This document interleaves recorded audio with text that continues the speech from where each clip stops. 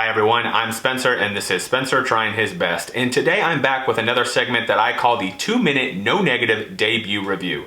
That's where I spend 120 seconds talking about an author's debut novel and only talking about the things I liked about it. No negativity whatsoever. So per usual, if you're looking for negativity, you'll just have to go to the comment section of literally any website on the internet. Today I'm talking about Jennifer Moffett's young adult novel, Those Who Pray. This is a young adult book set in the 90s about a college freshman named Emily who gets seduced into joining a religious cult.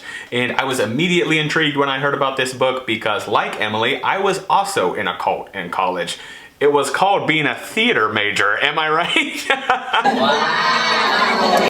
I mean, you watch a round of Zip Zap Zop and tell me that's not a cult. One of the first things I liked about this book was the setting. It starts off with Emily at college in Boston. And I love a good young adult story set in college. I think we need more of them. I mean, if we can have actors in their 20s and early 30s playing high school students, why can't we have some set in college too, right? No one believes you're 17 years old, Ross Butler. Later, the story shifts to Italy, where Emily is on a mission trip with this cult, and that really amps up the terror of the whole book because the one place you don't want to be when you realize you've been tricked into joining a cult is in another country where you don't speak the language and you're an entire ocean away from your family. Again, I could relate to Emily's plight, not because I've ever been separated from my family in Italy, but one time when I was younger, I did lose track of my mom at the mall food court next to a Sbarro, so pretty similar. Another thing I liked about this book is that it's set in the 90s, and I'm a huge fan of all things 90s. I mean, I'm literally wearing a Third Eye Blind shirt right now, and not even like a vintage Third Eye Blind shirt, like one I got at a concert a couple years ago. So yeah, I like the 90s.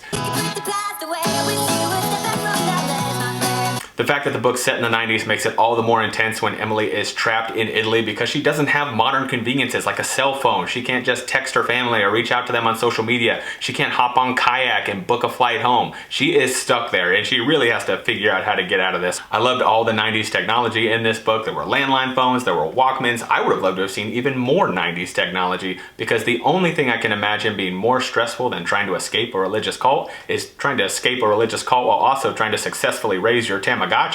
And finally, one of the things I really liked about Those Who Pray is that it really hits on what a powerful force loneliness can be in our lives and how that desire for real human connection can lead us to a very dark place if we're not careful. So if you're looking for a young adult book full of exciting twists and turns that will leave you asking, what is going on? I suggest checking out Jennifer Moffett's Those Who Pray.